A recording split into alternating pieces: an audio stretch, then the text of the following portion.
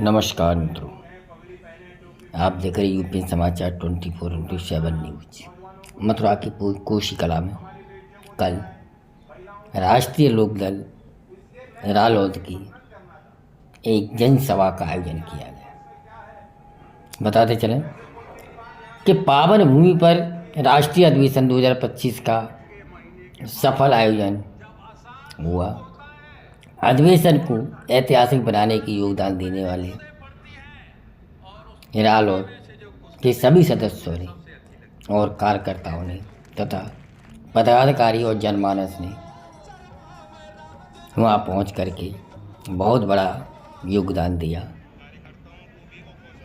रालोद समाज के हर वर्ग विशेष किसान और मजदूर की आवाज़ को उठाते हैं। आपको बताते चलें दोस्तों कि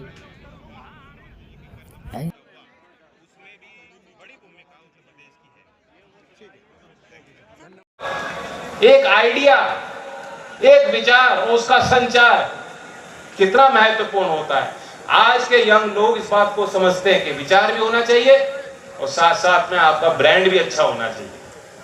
किस तरीके से आप अपनी बात समझा सकते हो, क्या अमला जामा पहनाते हो, क्या पैकेजिंग करते हो, राजनीतिक क्षेत्र में ये अति महत्वपूर्ण है।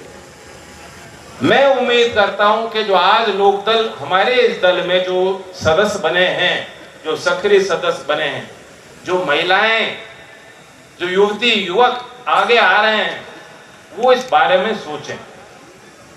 और इसलिए जिस प्रकार से आज की बैठक में माननीय तेजपाल जी ने और वक्ताओं ने शुरुआत कहां की, आज की बात तो की, लेकिन शुरुआत करी चौधरी चरण सिंह जी से। जिस प्रकार से किसान को अपनी जमीन से लगाव और प्यार होता है, उस प्रकार से हमारी पहचान भी हमारे इतिहास से जुड़ी हुई है। और जो अगर कोई युवा यही नहीं जानता कि हमारा ये जो रैली है, आज आप जैन चौधरी की रैली में आए हैं यहाँ, और एक तरह से आपका काफिला जो है काफी भीड़ मात्रा में देखने को मिला है। लाखों में हजारों में संख्या आपके साथ यहाँ आज उपस्थित हुई है, तो क्या कहना चाहेंगे इसको लेकर? आज राष्ट्रीय लोकदल का राष्ट्रीय अधिवेशन था। इसमें राष्ट्रीय अध्यक्ष का चुनाव हुआ है और पूरे विधानसभा गोवर्धन से भारी संख्या में कार्यकर्ता यहाँ इस रैली में आए हैं और उनकी उपस्थिति में वो अपने नेता को सुनने, और उनकी उपस्थिति में आज चुनाव हुआ संपन्न। तो माननीय जैन जी 3 साल के लिए पुनः अध्यक्ष, राष्ट्रीय अध्यक्ष बनाए गए। तो आज जो आपका जनता के प्रति जो देखने को प्रेम मिला है, तो उसके बारे में आप क्या कहना चाहेंगे? आपके साथ जनता इतनी एकत्रित हुई है, 400 गाड़ियों का काफिला है और कम से कम 10-20 बसों का काफिला है, तो क्या कहेंगे इसको? मैं इतना उत्साहित और मेरी जो ताकत बढ़ाई है वो शब्दों में बयान नहीं की जा सकती। मैं निशब्द हूँ और बहुत बहुत धन्यवाद देता हूँ गोवर्धन की सरदारी को, जनता को, नौजवान साथियों को, जिन्होंने इतनी अपार भीड़ लाकर यहाँ कोसी कला में अपनी उपस्थिति दर्ज कराई और रैली को भारी बहुमत से यहाँ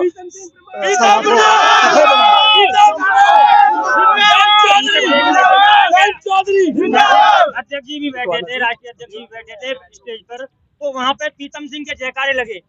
वो तो नौजवानों का काम रहता है, लेकिन यहाँ राष्ट्रीय अध्यक्ष के लिए आए थे। सभी नौजवानों में जोश था और माननीय जैन जी हमारे सबके नेता हैं और वो ही नेता रहेंगे, उनको नेता माना है। अब हम लोग यहाँ स्थानीय स्तर पर राजनीति करते हैं, लेकिन नौजवानों में उत्साह के साथ वो डबल नारे भी लगाते थे कि प्रीतम सिंह और जैन चौधरी दोनों के नाम लगाए।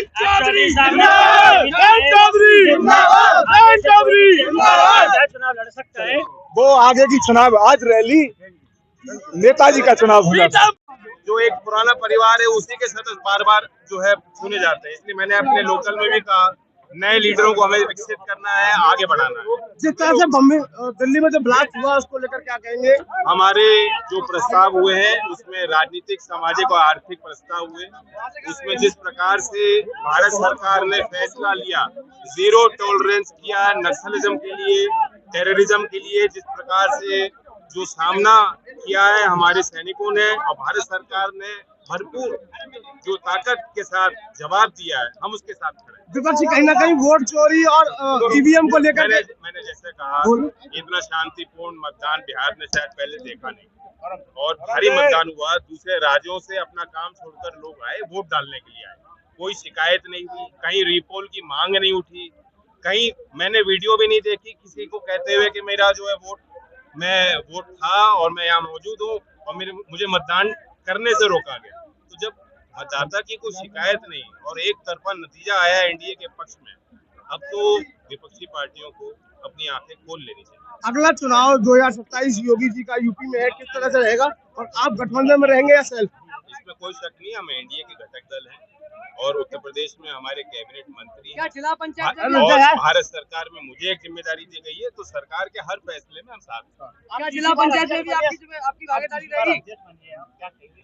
बड़ी जिम्मेदारी और विश्वास जताया। मैं सभी पदाधिकारियों को, कार्यकर्ताओं को आभार व्यक्त करता हूँ और जैसा मैंने कहा, हमारी कोशिश रहनी चाहिए कि एक नया नेतृत्व तैयार करें।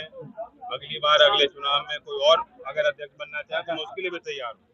और खास तौर से महिला सशक्तिकरण में जो भारत सरकार की सोच, प्रधानमंत्री जी की सोच है और भारतीय पार्लियामेंट ने कानून पारित किया, बहुत जल्दी महिला आरक्षण भी जो है लागू होने वाला है, उसकी भी तैयारी हमारी। यूपी में भी एसआईआर शुरू हो गया है।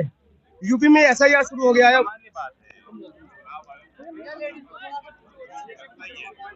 पहली बार नहीं हो रहा है, पहले भी हो चुका है। इसमें हमारे बूथ लेवल एजेंट मुस्तैदी से काम कर रहे हैं, ये सुनिश्चित करें कि कोई भी मतदाता इसमें